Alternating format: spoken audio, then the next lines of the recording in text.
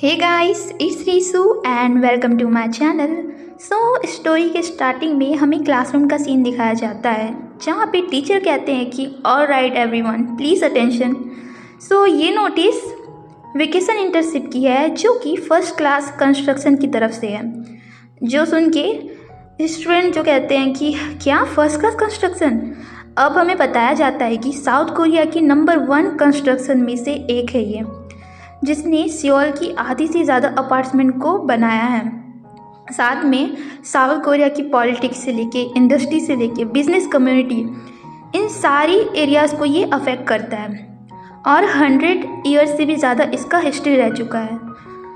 तो ये लोग जो हैं ये अपने एम्प्लॉयज़ को वेलफेयर सपोर्ट भी देते हैं, साथ में उनको प्राइवेट हाउस जो होते हैं ना वो भी प्रोवाइड करते हैं। तो सिया इस बारे में सुन के बोलती है कि वाह, ये तो बहुत अच्छा मौका है मेरे लिए। अगर ये मुझे मिल जाए ना तो मैं बियोल और डॉल को वो लाइफ दे सकती हूँ जो वो डिज़र्व करते हैं एंड उनको एक अच्छा घर। पर वो लोग मुझे क्यों चुनेंगे, वो तो किसी मेन कैरेक्टर को चुनेंगे ना। ऐसे बोल के वो हारी की तरफ देखने लगती है। जो टीचर होते हैं ना वो धमकी भरे अंदाज में बोलते हैं कि नो मैटर कि तुम्हारे ग्रेड्स कितने अच्छे हैं और तुम अपनी पढ़ाई में कितने अच्छे हो, इन सब से कोई लेना देना नहीं है। मैं ऐसे इंसान को कभी रिकमेंड नहीं करूँगा जो बिहेव वाइज बैड है, जिनका बिहेवियर बेकार है, जिनको तमीज़ नहीं है। Behave correctly. अब ये सुन के स्टूडेंट जो होते हैं ना वो हंसने लगते हैं और बोलते हैं कि I think 1 person is out, जो कि होंगसिया है। तो होंगसिया जो होती है वो अपसेट हो जाती है एंड उसको ना बड़े प्यार से सियोलबियम देखने लगता है। तो यहाँ कोई पर्सन क्लास में एंटर होता है और चिल्ला के बोलता है कि टीचर। तो टीचर उसको देखने लगते हैं एंड हारी shock, Siya shock, including me shock. तो ये लेडी जो होती है वो होती है हारी की माँ। अब ये गुस्से में आके टीचर को बोलती हैं कि आप जहाँ मर्जी जाकर देख लो, आपको सिया की तरह वेल बिहेव बच्ची नहीं मिलेगी। तो हारी बड़ी परेशान की ये क्या बोल रही है। सिया भी परेशान की ऐसा कैसे हो सकता है। तो हारी उनको बोलती है कि मॉम आप यहाँ क्या कर रही हो, आप यहाँ आई क्यों हो। तो उसकी जो मॉम होती है ना वो बोलती है कि तुम साथ रहो, जब अडल्ट बात कर रहे हो तो तुम्हें बीच में पढ़ने की ज़रूरत नहीं है। एंड वो बोलती हैं कि सिया की ग्रेड्स अच्छे हैं, उसकी अटेंडेंस अच्छी है एंड उसने ऐसा कुछ भी नहीं किया है जो आपके स्कूल के रूल्स के अगेंस्ट है। अब ये जो ड्रामा होता है ना ये स्टूडेंट्स को बड़ा मज़ा आ रहा होता है देखने में। तो वो लोग ठहाके लगा के हंस रहे होते हैं एंड बोलते हैं कि ओ माय गॉड, ये कोई काइंड ऑफ मॉर्निंग ड्रामा है क्या। आई मीन कितना मज़ा आ रहा है। तो एक बंदी बोलती है कि क्या वो हारी की मॉम नहीं है, वो ऐसे बिहेव क्यों कर रही है जैसे वो सिया की मम्मा है। तो इधर हारी होती है ना वो बेचारी तो पूरी सर में से लाल हो चुकी होती है एंड वो लोग बोलते हैं कि मैं बेट लगा के देती हूँ इस वक्त ना हारी बहुत ज़्यादा एम्बैरेस्ड हो रही होगी। और ये सच भी होता है। तो उसकी जो मॉम होती है वो बोलती है कि टीचर अगर आपने ना पक्षपात किया, पक्षपात हाँ सही बोला मैंने, किया और सिया को रिकमेंड नहीं किया तो सोच लो इस बार पेरेंट्स मीटिंग में मैं आपको छोड़ने वाली नहीं हूँ। तो टीचर भी घबरा जाते हैं एंड बोलते हैं कि हाँ ठीक है मैं समझ गया। तो वो वहाँ से निकल लेती है और सिया बोलती है कि आंटी ने ये सब मेरे लिए किया, पर क्यों, वो मेरी साइड पे क्यों है। हमें कॉरिडोर का सीन दिखाया जाता है जहाँ पे वो जो आंटी होती है वो चल रही होती है बट उनका पैर जो है ना वो एक बंदे के पैर में बदल जाता है एंड उनका फेस एक प्यारा सा फेस में बदल जाता है जो कि होता है हमारा सियोलबियम। अब वो बोलता है कि आई कुड डू दिस, मैं एक प्रिंस बन सकता हूँ, मैं एक ओल्ड लेडी बन सकता हूँ, मैं एक प्रिटी वुमन बन सकता हूँ, यहाँ तक कि मैं एक नन्हा मुन्ना प्यारा सा बच्चा भी बन सकता हूँ। सियोलबियम टीचर्स रूम में एंटर होता है, वो भी टीचर का अपीयरेंस लेके एंड वो एक फ़ीमेल टीचर को हेलो करता है। तो वो जो फीमेल टीचर होती है ना वो बोलती है कि ये क्या है, इस टीचर को देख के मेरे पेट में तितलियाँ क्यों उड़ रही हैं। तो सियोलबियम जो होता है वो अपनी टेबल पे बैठ के उस फर्स्ट क्लास कंस्ट्रक्शन की इंटर्नशिप रिकमेंडेशन जो होता है ना उसे देख रहा होता है और बोलता है कि मैं किसी का डेस्टिनी भी बन सकता हूँ। और हमें पास्ट का सीन दिखाया जाता है कि उस समन ने सिया के बारे में जो बोला था, तो वो इसमें ना होंगसिया का नाम मेंशन करता है और इधर क्लासरूम का सीन दिखाया जाता है। सो वो टीचर आके बोलते हैं कि तो जो फर्स्ट क्लास कंस्ट्रक्शन इंटर्नशिप है उसके लिए कैंडिडेट नॉमिनेट हो चुका है। तो सारे बच्चे बोलते हैं कि क्या इतनी जल्दी? तो लोग बोलते हैं कि पक्का वो होंग हारी ही होगी क्योंकि वो तो मेन कैरेक्टर है। हारी भी बोलती है कि हाँ मैं तो मेन कैरेक्टर हूँ, मैं ही हूँ। तो सिया बोलती है कि हाँ वही होगी क्योंकि मैं तो एक्स्ट्रा हूँ, कोई पकड़े किसको मारो यार, अरे हीरोइन है तू।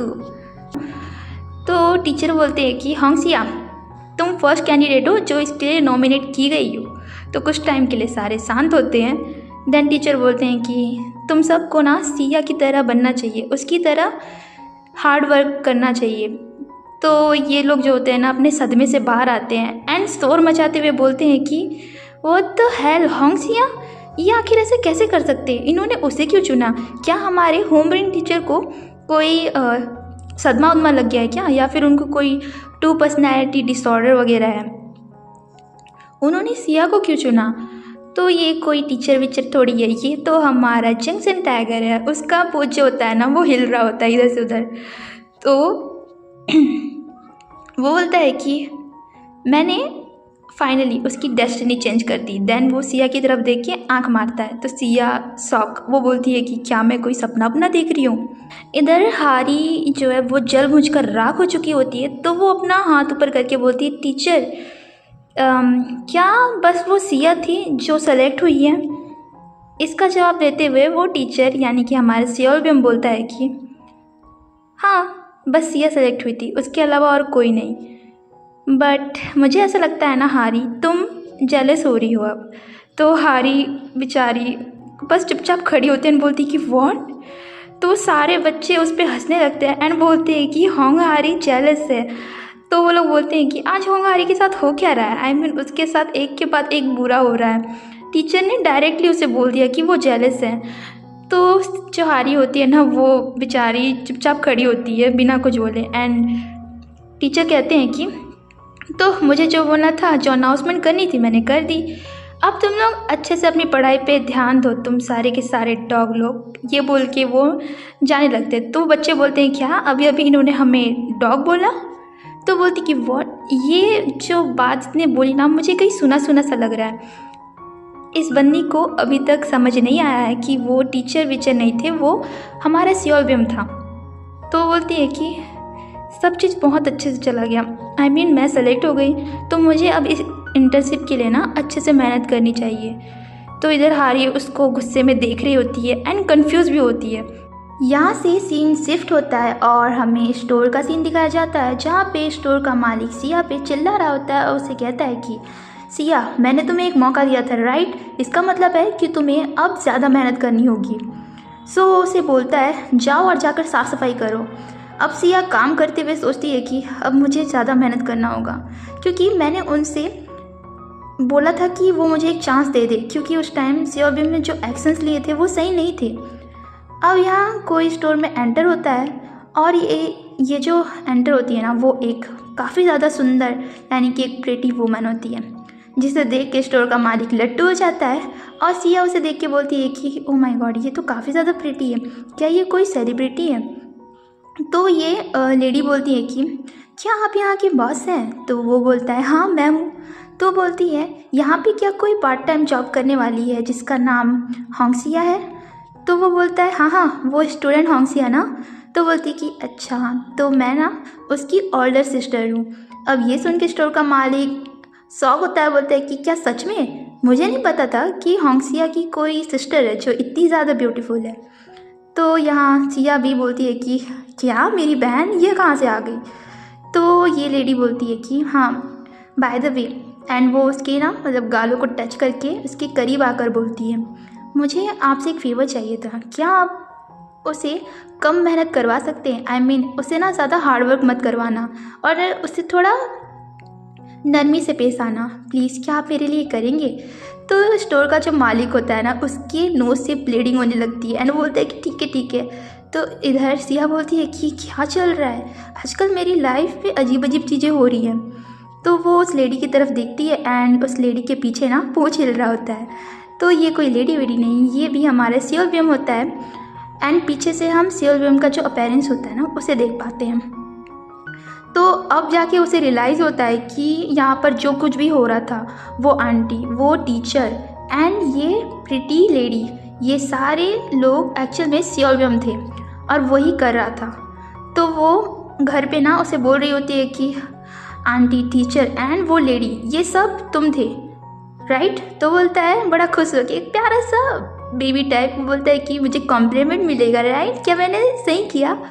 तो उसे गुस्सा मारते हुए बोलती है कि फॉरगेट इट, तुमने ये सब कैसे किया। तो बोलता है कि क्या तुम भूल रही हो, मैं जंक्शन टाइगर हूँ, द जंक्शन टाइगर।